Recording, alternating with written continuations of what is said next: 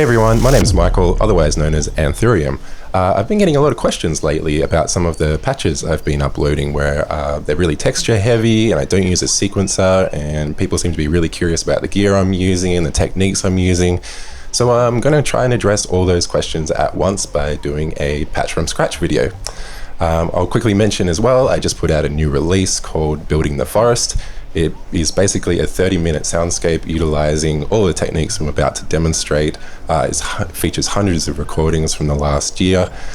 Check it out if you're interested, but let's get into it. All right, bit of context first, I suppose. For the last 12 months or so, I've been exploring what's possible when you use a modular synth without a sequencer. So I've been kind of exploring how you can utilize the basic building blocks of a synth in sort of non-traditional ways, like not really sticking to the whole oscillator filter, VCA envelopes type thing.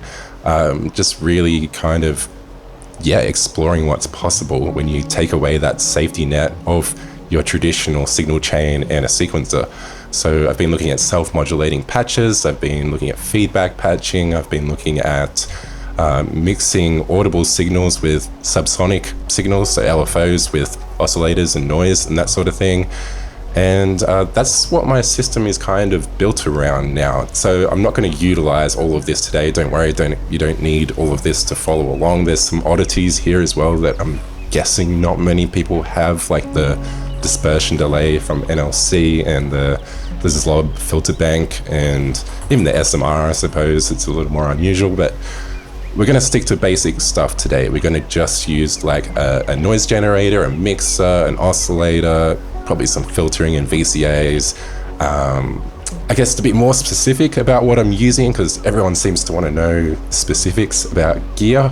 Fair enough, we're all gearheads. So I'm using the Verbos noise and filter for my noise generator. I really like this noise generator because it gives you these 4 filtered outputs. If I plug the top one in, plug the bottom one in, totally different characters of noise, and that's a really convenient thing to have for this kind of patching. I'm going to use the CS-L, but it doesn't have to be the CS-L, it can be any old oscillator really. It's just nice to have a few different outputs and a wavefolder built in. That's kind of helpful. This Happy Nerding triple VCA, just basic VCA. I'm going to use just a basic Doepfer stereo mixer. I'm also going to use this Joranalogue wavefolder. Really like this wavefolder because you can put one signal in and get 2 different results. It's got the surge wavefolder and the Buchla one. Probably end up using Maestro. That's basically a clocked modulation source. We'll definitely use the clock divider. I should talk about my output as well. I use the SSF Vortices mixer. Again, doesn't have to be Vortices to do this stuff, it's just what I have. From the mixer, it goes to this Konstant Lab stereo EQ. I really like this EQ, it's just a really basic one. It has gain on the master, you can boost your signal, it's got bass, middle, treble. Just really basic, but it's just great to have easy access to that kind of manipulation. And then finally, it goes through this bizarre Jezabel Mimosa stereo tube saturator. Bit of a mouthful. I really like the way that kind of compresses the signal and brings minute details to the front and gives it obviously a saturated tubey character as well.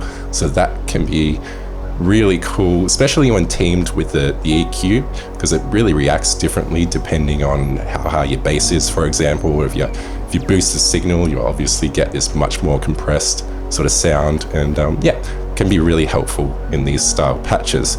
Before I had that, I used the Instruo TAN, which does a very, very similar thing, just without the tubey character, really. You can definitely use that. Okay, but enough talk. I might use some other modules, but I'll just talk about them throughout the video.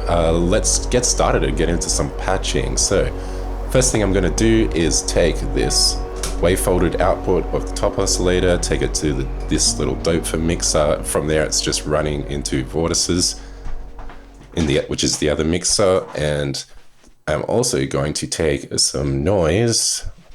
Let's grab this one, which is the second from the top filtered noise. Also take it to the mixer and turn both up. I'm going to turn this top oscillator all the way up. So this top oscillator is in LFO mode. The bottom one doesn't do LFO mode, so I'm using the top one. So I just want that waveform to be nice and slow. Even though it's slow, we can actually bump it into audio. You can't get it to audio rate. Oh, yeah, I mean, it's kind of audible. It's technically audible, but you can actually send it right into like really high frequencies if you send it at a strong enough voltage to the FM input. So having a nice wide range oscillator is really handy for this. This VCO I have from Blue Lantern is also really wide range. In VCO mode, it goes right down to like 1 hertz, so that's pretty slow for a VCO. Another VCO I've used that's really wide range is the Pittsburgh stuff. I kind of regret selling that primary oscillator, but you know, whatever, let's keep things moving. Let's turn the noise up. And now, this is something that kind of boggles a lot of people's minds when I tell them about this.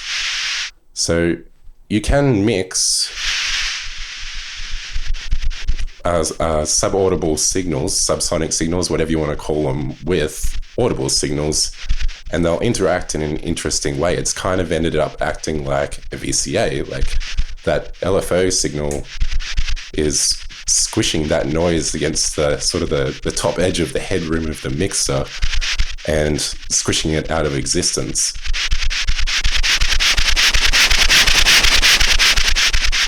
Make it.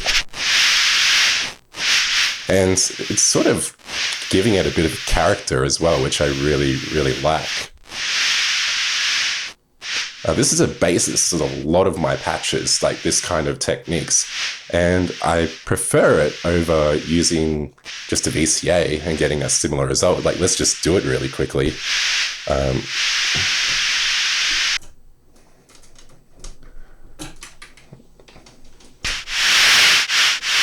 So yeah, you'll get the same audible result, but the actual signal, it doesn't have the LFO in it anymore. The LFO doesn't exist on this output. Whereas if you do it this way, then you've still got the LFO coming through the output, which means you're going to have a signal that is a lot more useful for modulating other parameters or other bits of your synth. I mean, it also means you can wavefold it. You're not really going to get a great result when you wavefold just little bits of noise, but if you've got a bit of noise in it and it's got that LFO coming out of the output as well, then it's going to make a more interesting result. So yeah, speaking of doing that, let's do that. Let's put this through the wavefolder. So I'm going to use the other output of this mixer, the right output, and just use the panner to bring it over to the other output. I'm just going to mix in a little bit of noise to that signal so it's a little bit glitchy. Take it to the wavefolder.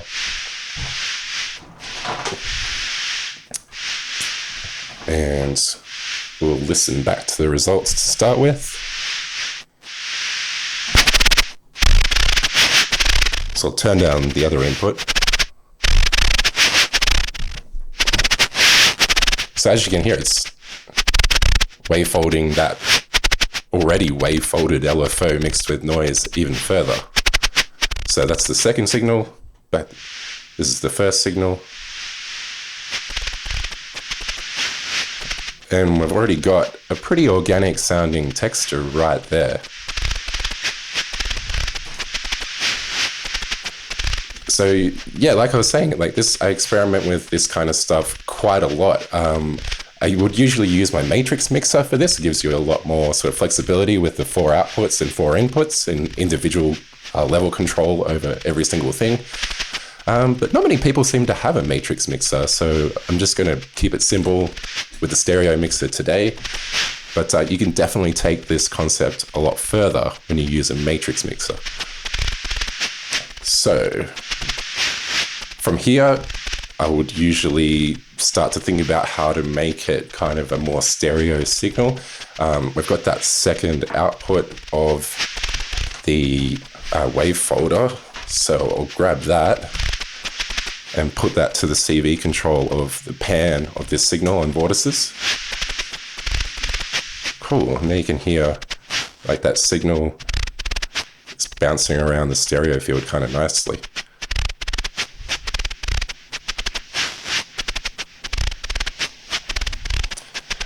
All right, so next, how can we kind of take this further?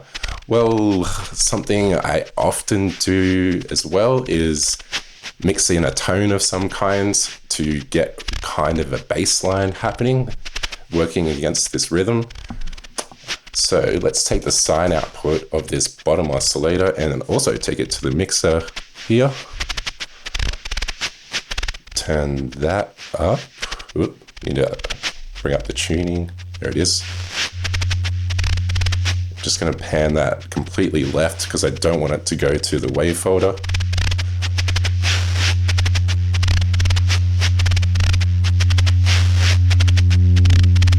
So I was really hoping that would kind of get squished a bit more. There we go, that's nice and low.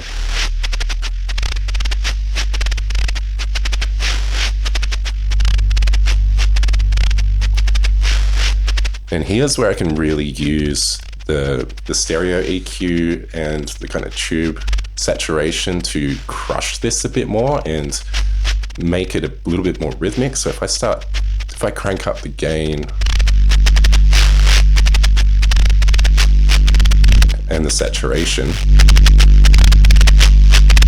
I'm going to scoop the mids, bring up the treble. So you can kind of get some interesting results there. I'm going to turn it down more, make it lower.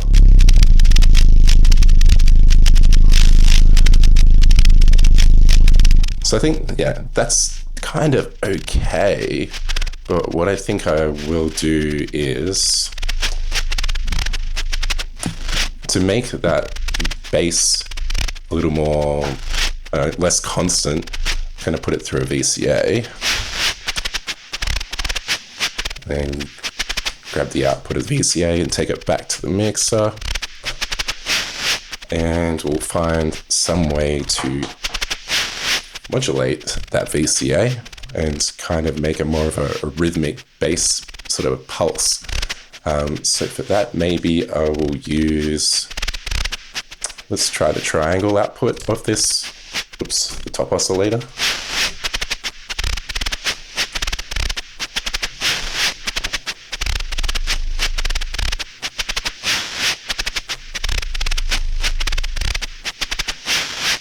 Doesn't seem to be doing a whole lot, which is weird. Oh, there we go.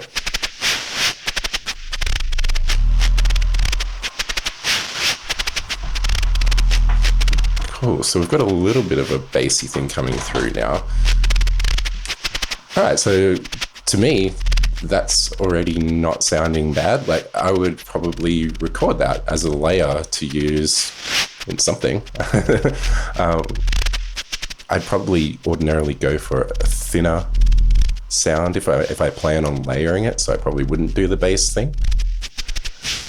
But yeah, just tweaking around with the EQ can get some interesting results, and the saturation of the tubes. But let's keep things moving. Something else I would definitely do is take a signal to the FM input of the LFO to make things a little weirder and crazier, and we might get some sort of glitching and stuff happening. So I've taken the output of the wavefolder and now taken it to the FM input of the top oscillator, the LFO mode one. So that's really slowed things down.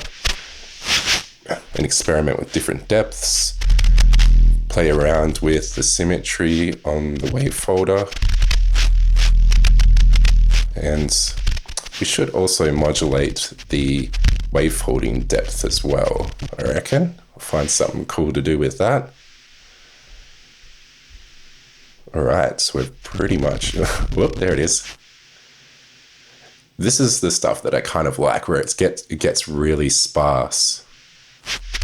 And it's almost like the VCO is stalling and struggling to cycle because of all the modulation it's getting. Like, that's a nice fine line to toe, I reckon. But let's see what else we can do.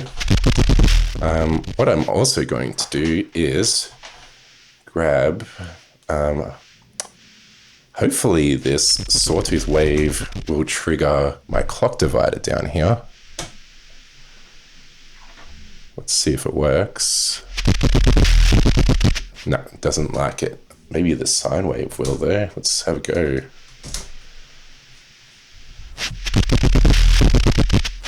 Oh, it sort of did, but not enough to what I'm expecting. So anyway, what I'll do instead is I'll grab a stackable from the, and double the wavefolded output. I really should have organized my cables before starting this video, but you know, here we are. Let's just roll with it.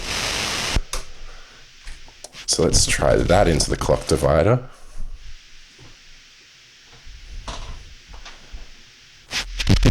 Yeah, cool. That's triggering the clock divider nicely. So I'm going to use one of those divided outputs to clock the Maestro. So we've got essentially 6 more waveforms to choose from with our modulation. So we've got a whole bunch more signals to work with in this patch, and it's all still being clocked by this first VCO, this or LFO, whatever you want to call it. So I'm now going to grab one of these outputs from Maestro and modulate the wavefold depth. And remember, like, this is sort of clocking everything. So even though this is sending it modulation, it's also being clocked by that LFO. It's sort of a living system, really. You can't affect one thing without affecting the other. So I'll have a play around with the depth and polarity of the modulation. See what happens. Ooh.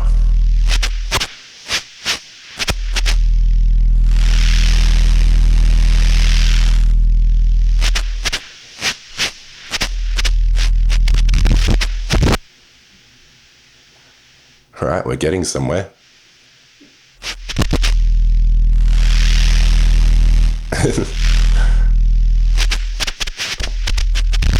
Cool. All right, let's try a different symmetry on the wavefolder.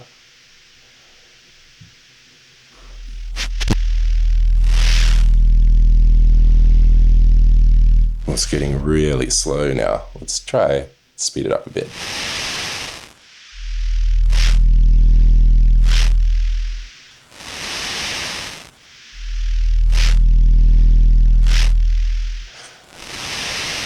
Cool.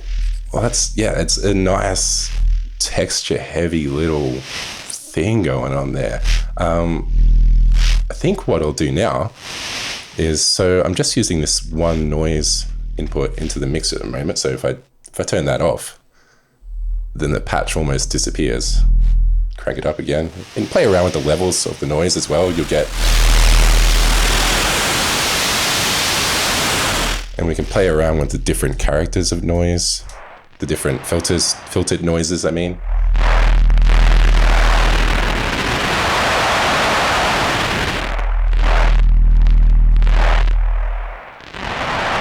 I much prefer the brighter one. This is the super bright one. Let's up the tube saturation a bit.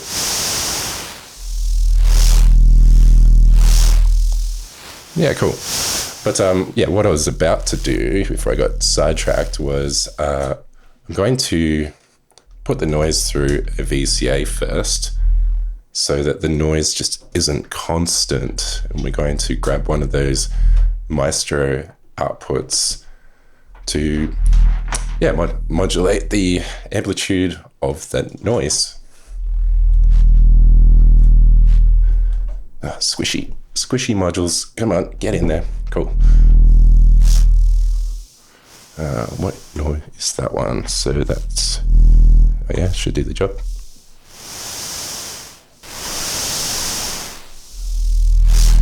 Okay, we've got a bit of a problem though, because now this waveform is so slow that the clock divider just isn't even ticking over. So it's not picking up a sort of a clock, I guess.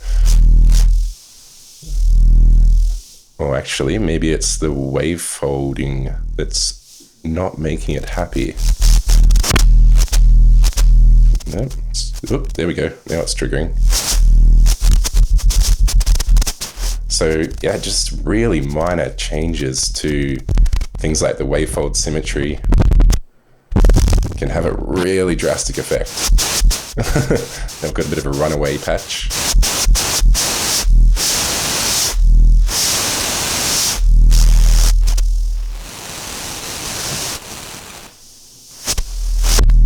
I'm just trying to find the spot now where it would continue cycling. Oop. Okay, did a cycle then.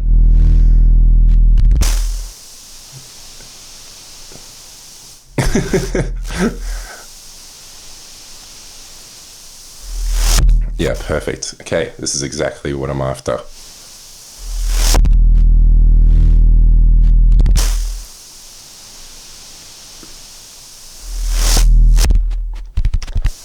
So this is all analog synthesis so far, you know, this is just a noise generator, a couple of oscillators, a wavefolder and a mixer really. You know, not many ingredients to do this patch. But yeah, let's take it further.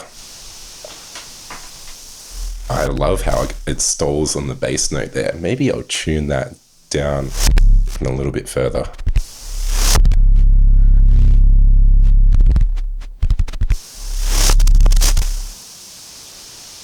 What I might do is try and make that that oscillator that's just a steady tone. I might trigger an envelope so we can kind of make that into sort of a kick drum. So I've taken the highest division of the clock divider outputs, taken it to Rampage over here, which is a dual slope generator or a function generator or a dual envelope generator, whatever you want to call it. Very similar to maths, and there's a couple other versions out there as well. So I'll take that envelope output to the FM input on this second oscillator, turn up the FM. Yeah, now we get kind of a zap sound, but I don't really want it to be a zap sound. Oh, that's kind of cool. Bit less of a zap sound would be good. That's pretty awesome. I'm into that. All right. I'm also going to, whoa, this thing is alive. All right, let's grab another one of these clock divided outputs, and I'm going to take it to Fracture. I didn't talk about Fracture yet. It is a clap synthesizer. I really, really love the sound of it. It's a digital kind of self-contained synthesizer, yeah, designed to do like really organic sounding claps, but it's just really good at sort of general click-clacky noises. It has its own reverb, which is really handy. It has a room reverb and a hall reverb, which I really like the room reverb, so I pretty much always got it maxed. And I tend to use this module for kind of background noises. So I've taken that into the tick input, and hopefully that should trigger the occasional sort of click-clacky noise. And yeah, the output's just to vortices.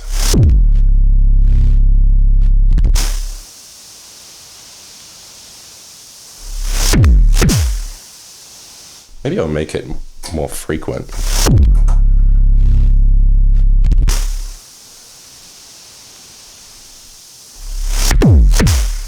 Yeah, so you hear those kind of, there it is.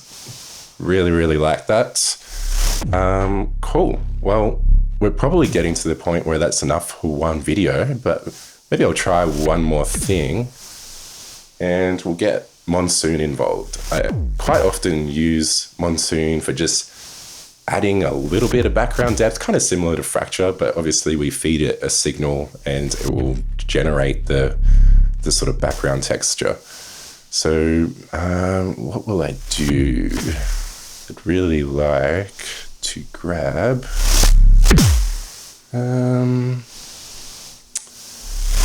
maybe I will take, well, this is already stackable. Let's try this and see what happens. So this is the signal that was modulating something. What was I doing with, oh, I was going to the wavefolder. So there was a bit of noise in it. So we will probably just get some small noises out of Monsoon for this. Maybe. Let's turn down the other inputs and see what's happening. Are we getting anything out of Monsoon? I've just got it fully wet, pitch all the way up. I just really want those high-pitched kind of background textures. Reverb's pretty high up too.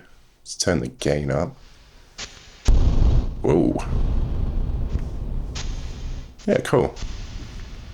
Density's very close to the middle. If I turn it up,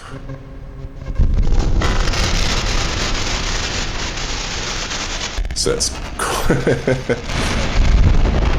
I don't mind that, but let's just have it really low.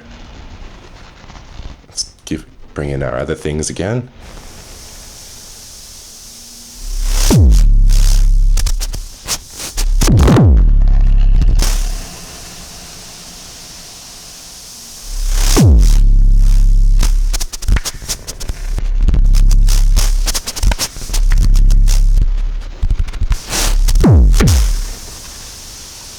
Yeah, cool. I'm really quite happy with that. Let's see what happens if we turn our saturation up on the Mimosa. Let's make it crazy. It's got to be done.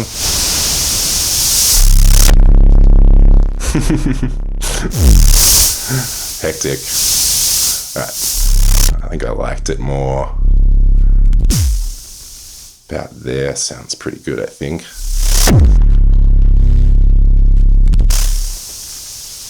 Cool. All right, well, that's probably where I'm going to, we'll turn it down a bit while I'm talking. That's probably where I'll leave this video, I think. That was reasonably successful, I think. Hopefully that has given you some kind of inspiration and an insight into how I go about patching and not using a sequencer or samples to make really organic sounding textures. And yeah, hopefully you've gotten some ideas to try in your own patching. Hope you enjoyed the video. Thanks for tuning in. Catch you guys next time.